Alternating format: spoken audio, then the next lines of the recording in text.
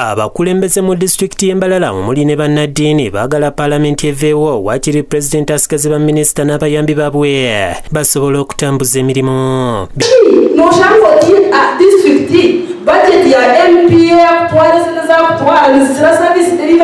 Because one of the things abantu ekibagamba n'okujja mu paalamenti ni mpango munonga netwale ssente nyamwingi kandi etiine kyangu ekiri ku delivering. Abakuze mu paalamenti boona tibakuzeebuubaza kweza eggwanga. Bino babituukiddeko mu kitongole kya Western Ankole Civil Society Forum olubadde ku Crane Resort Hotel nga lwetabiddwamu ne ba RDC. Jerry Mugisha omu ku beetabye mu lukiiko luno agamba nti bannabyabufuzi balidde nnyo olukwe mu balonzi baabwe. We really need God. Ahagokuba it will come and I think we have reached the end of the road. Apollo Likakonge akulira ekibiina kino asiimye President Museveni olw'enkola gy'atandiseewo ey'okukwata abakungu ba gavumenti abeezibika ensimbi ez'omiwu omusolo. Tuhagira President omuli ekyo kyakozere konka twenda kitakaabe kiyizooba gwendi gugwabo mu kigweye kugira ngu ahari asanga abantu bonna ne bakola ensoni abakwate agire kiyakola abato mu koodi. Ab'ekitongole kya Afrobarometer bafulumizza lipoota ku kunoonyereza kwe baakola mu kuba ttooki mu byobufuzi nga twetegekera okulonda okw'omwaka gwa 2026. Okunoonyereza kuno okwesigamizibwa ku bwesige abantu bwe balina mu kibiina kya NRM ekiri mu buyinza saako ebibiina by'obufuzi ebirala. Alipoota bagifulumirizza ku Hotel Africana mu Kampala nga balaze nti singa okulonda kubadde kwa nkya bannayuganda ebitundu 56 ku buli 100 balironze NRM olwo bannayuganda ebitundu 19 ku buli 100 balironze baludde oluvuganya gavumenti.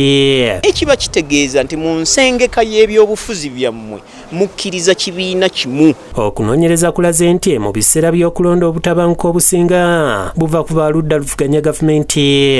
Akakiiko k'ebyokulonda nakalipooteraze nti abantu tebakyakalinamu bwesigwa nga tekeetengeredde. Abalwanirizi b'eddembe bawabudde nti weetaaga okubeerawo okuteesa wakati wa gavumenti ya wakati n'ab'oludda olw'obula gavumenti okusobola okwewala ebigenda mu maaso mu ggwanga erya Kenya mu kiseera kino. Wabula Emmanuel Dombo akulira ebyamawulire mu kibiina kya NRM ategeezezza nti okwekalakaasa okuli e Kenya nga bwe kutayinza kutuuka wano ng'embeera enaatabula eggwanga President Museveni agiraba mangu n'aginogera eddagala. Uganda newankubadde nga waliwo abandyagadde abantu bekalakaasi naye nga gavumenti efaayo abakulembeze banyonnyola n'enfuga tebadde mbi. Simba Kayunga kaminsona w'akakiiko k'ebyokulonda agumizza nga bebalwana bwezingirire okutereeza ekifaananyi kyabwe.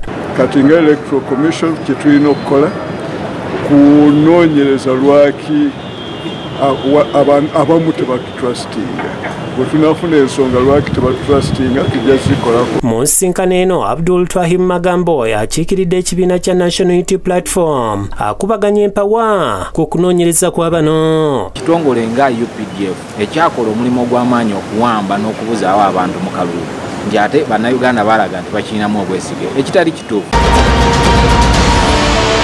Ye Dr. Jane Luther Acheng, minisita w'ebyobulamu omweraliikirivu olw'abalwadde b'ensiga beeyongedde bw'abadde mu ntabamiruka w'okutema empenda okulaba engeri gye bagenda okwongera ku bujjanjabi bw'obulwadde buno. Many of you may have had relatives who have had to go out for kidney transplants and so on.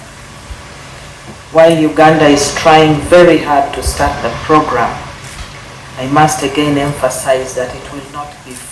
Abasawo nabo babulidde minisita ng'endwadde ezitasiigibwa bwe zeeyongedde ennyo mu bantu okuli pressure, omutima, sukaali n'endala songa n'eddagala erizijjanjaba ligula buwanana. Ekizireeta lifestyle, the way we tweyisa, endya embi n'obutakola ddwiro.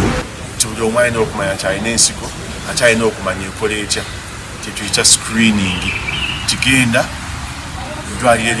Kyokka mu kiseera kino gavumenti ekwataganye n'amalwaliro ag'enjawulo agali ku musingi gw'obukristaayo n'ekitongole ekikola eddagala erijjanjaba endwadde zino ekya AstraZeneca mu nkola etuumiddwa Health at Africa okugaba eddagala lino nga Uganda y'emu ku mawanga agagenda okulifunako. Tugenda kuba nga tukola mu malwaliro aga gavumenti wamu n'ag'ekkanisa oba ge tuyita not for profit.